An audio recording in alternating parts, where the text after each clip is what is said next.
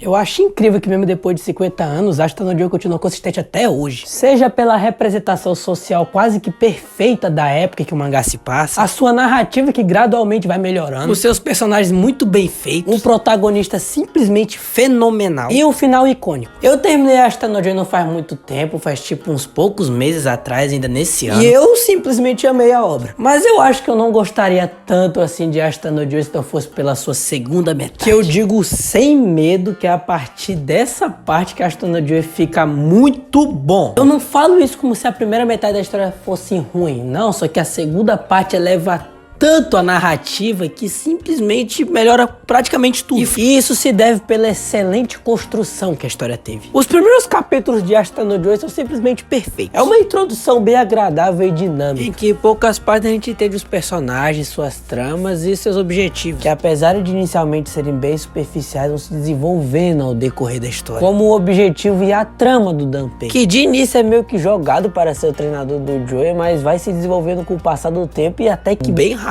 Até porque inicialmente o Joe não quer nem saber desse lance de bola. Esse é um dos grandes diferenciais de Ashita no Joe para outros animes e mangás de esporte, porque o protagonista geralmente é guiado por uma paixão pelo esporte, mas em Ashita no Joe é guiado pelo interesse inicialmente, porque o Joe no início da obra é um sujeito muito odiado, e isso é bastante enfatizado nos capítulos iniciais, que resumidamente falando ele é um animal. O Joe é um animal, porque tudo que ele faz é no mais puro egoísmo e na mais pura malícia, além de ser violento pra caramba. E o motivo que fez ele, entre aspas, começar a praticar o boxe foi pelo salário que ele recebia do Danpei para continuar praticando o esporte. Mas nem isso ele fazia direito, pois toda vez que o Danpei saía para trabalhar, o Joe logo preparava seus planos de extorsão e apenas praticava o esporte na frente do velho para garantir que ele recebesse o salário no dia seguinte, visto que o Danpei faria de tudo para conseguir um discípulo. Cara, que personagem trágico que é o Danpei. Depois de se aposentar do boxe após ficar caolho, o Danpei tentou seguir a carreira de treinador de boxeadores, mas ele não prestava pra ele. Ele era um cara completamente tóxico e agressivo com seus boxeadores. Fato esse que fez muito de seus lutadores abandonarem ele, fazendo ele cair numa tristeza e solidão profunda, onde ele apenas descarta toda a tristeza dele no álcool. Mas quando ele conhece o Joe, ele vê uma esperança para um novo amanhã, porque o físico de Joe era adequado para de um boxeador e a sua selvageria contribuía para ele ser um grande lutador. O Danpei até larga o álcool e começa até a trabalhar para construir o ginásio para ele. Mas como eu havia dito anteriormente, o Joe não ligava para isso. E ao invés de treinar para ser um boxeador, ele ia pra rua fazer merda. E o cara faz tanta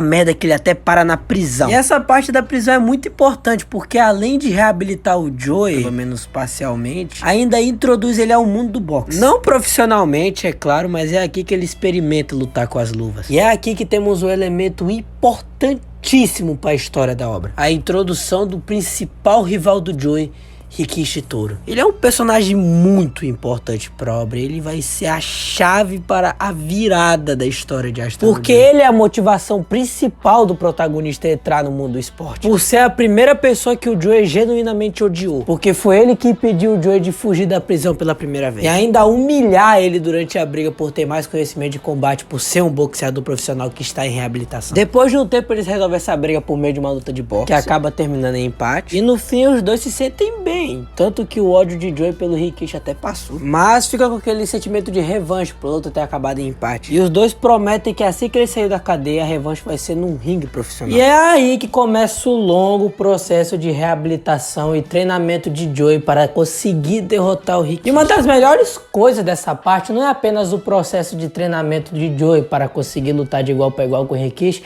mas também a sua melhora como ser humano. É aqui que a obra começa a desenvolver o Joe pra valer. Antes, o Joe era um personagem bem caricato. Apesar de ter algumas características que impediam dele ser unilateral demais, ainda assim, na maior parte do tempo, ele era só um cara muito raivoso, agressivo e desagradável. Apesar de ser compreensível, visto que o Joe é um órfão que sempre teve que sobreviver por conta própria, e sente que a sociedade falhou com ele, de certa forma, visto que ela não estendeu as mãos para ajudar ele quando ele mais precisava. É por isso que seu desprezo pelas pessoas é tão genuíno. Ele não consegue confiar em ninguém, muito menos menos ter sentimentos recíprocos pela pessoa. E mesmo que esses aspectos sejam melhorados com o passar do tempo devido à sua reabilitação, ele ainda guarda esse rancor até o final da obra, mesmo que seja bem pouco. Chega a ser simbólico de se ver que as únicas pessoas que o Joey realmente se dá bem são as crianças. Pessoas que são puras e não guardam rancor. Mesmo quando o Joey fez a pior merda possível com as crianças, elas ainda perdoaram ele. É um aspecto bastante interessante de se comentar, mas eu vejo poucas pessoas falando sobre. Na verdade, eu nunca vi ninguém falando em relação a isso. Isso também vale para a relação do Joey com o Nishi. O Nishi foi um amigo que o Joey fez na prisão. O Nishi era um cara que se bancava de durão durante a penitenciária, mas quando foi transferido para a prisão juvenil, acabou mostrando que ele era só uma pessoa normal. Ele tinha medo de continuar preso perto daqueles selvagens e fazia o possível para ser uma boa pessoa, fazendo um claro paralelo com o Joey. Ele até ingressa no mundo do boxe também inicialmente, no mesmo ginásio que o Joey, acolhido pelo Danpei, mas no fim acaba desistindo. Ele acaba desistindo porque durante uma de suas lutas ele acaba ferindo a mão gravemente, fazendo que o mesmo tivesse uma aposentadoria precoce e forçada. Acaba largando o boxe e se dedicando apenas pro trabalho dele e posteriormente até se casando, sendo um completo paralelo e uma mensagem direta para o Joey, que mesmo quando imploraram para ele parar com o boxe e desistir disso porque estava fazendo mal para o físico e mental dele, o mesmo simplesmente não quis saber e só seguiu em direção à sua morte.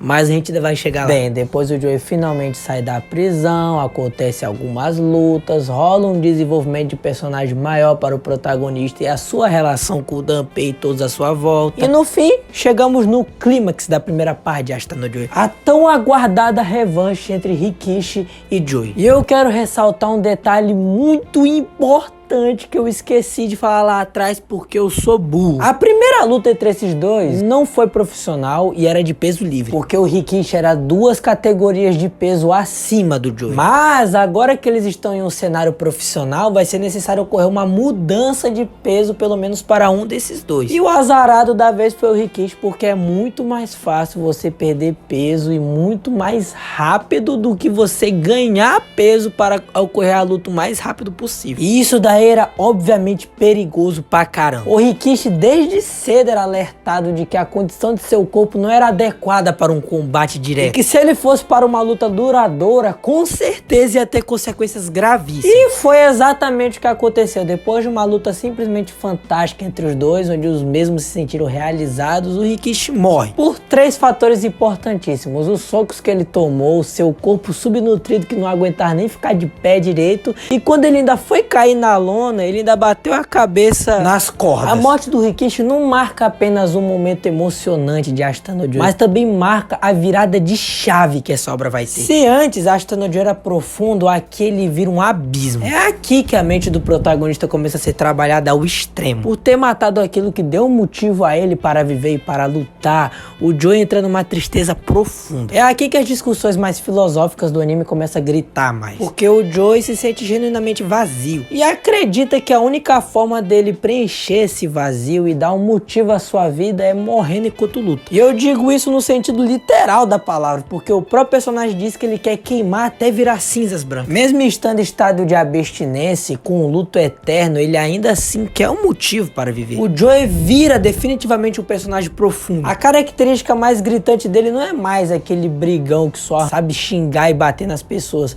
mas é uma pessoa. E mesmo quando ele resgata essa essência de brigão, tu ainda assim consegue entender, porque não é só uma característica forte dele, é parte dele. Essa segunda parte de Ashita no Joey foca justamente nisso, na construção do Joey, mas não apenas dele, mas de todos à sua volta, menos o Danpei. Esse daí ficou até um pouco esquecido com o passar do tempo. E é nesse momento da história que o boxe deixa de ser romantizado. É natural que os animes de esporte vangloriem o esporte que eles estão adaptando e mostram os seus defeitos, mas na maior parte do tempo eles mais elogiam e mostram seus pontos positivos do que os negativos. Até Hajime no Ippo tem esse, entre aspas, problema. Até porque um dos principais objetivos dos mangás, animes e qualquer mídia de esporte é justamente incentivar a pessoa a praticar isso. A primeira parte de Ashita no Joey tem muito isso, dizendo que o boxe salva, de que o boxe é maravilhoso, que não sei o que serve para disciplinar detentos e etc. Tem algumas partes que eles realmente falam do verdadeiro mundo do boxe, do quanto que ele é cruel e tal,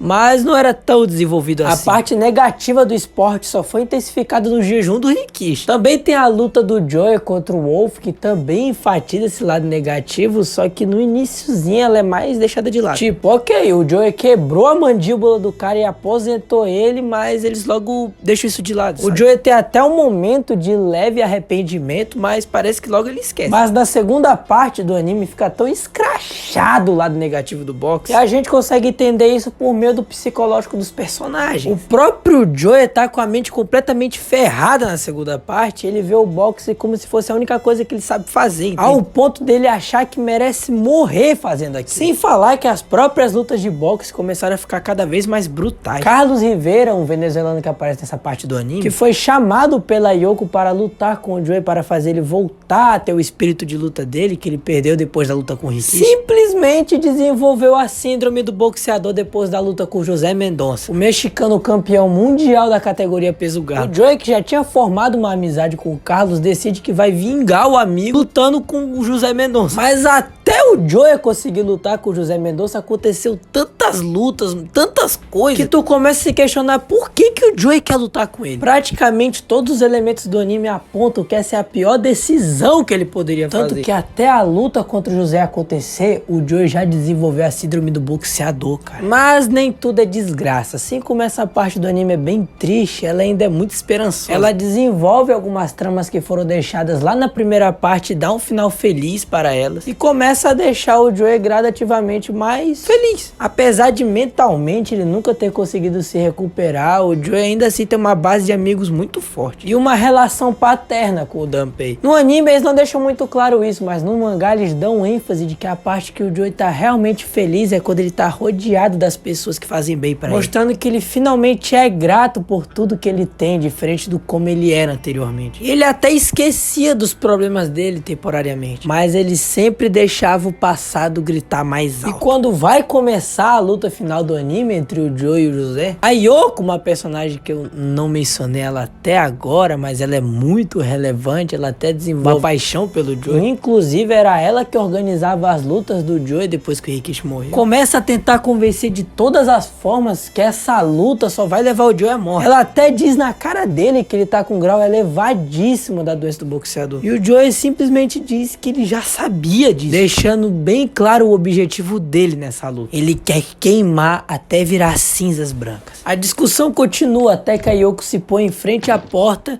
e diz: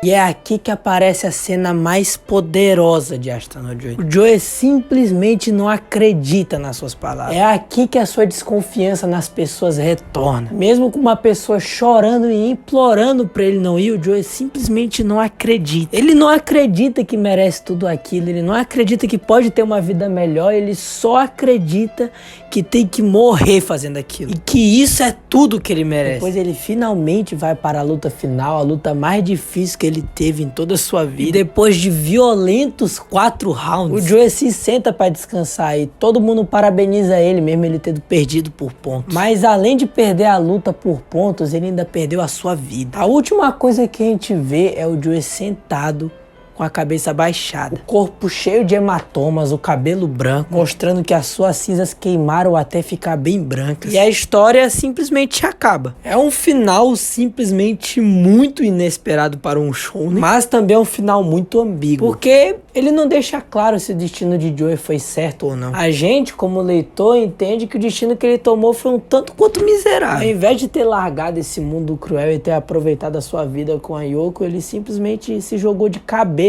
para a sua morte. Mas se a gente estivesse no lugar dele, será que a gente fazia a mesma coisa? Porque apesar dele ter morrido nas piores condições possíveis, ele fez o que ele mais gostava. Tanto que ele morre sorrindo, demonstrando gratidão pelo destino que ele teve. Ele ainda morreu no auge da sua carreira. Então, será que foi tão ruim assim ele ter morrido? A obra não explora a ótica dos outros personagens depois da morte do Joey. Ela simplesmente termina ali, que deixa muitos pontos de interrogação nas cabeças dos leitores até hoje. Mas foi isso, esse foi meu vídeo, eu espero que você tenha gostado, da mesma forma que eu gostei de ter falado sobre Ashita no Joey, uma obra que eu gosto muito e eu sempre quis falar do canal de alguma forma, assim como Hunter x Hunter. E é isso, obrigado se você assistiu até aqui, deixa seu like, se inscreve se gostar e até a próxima. Tchau.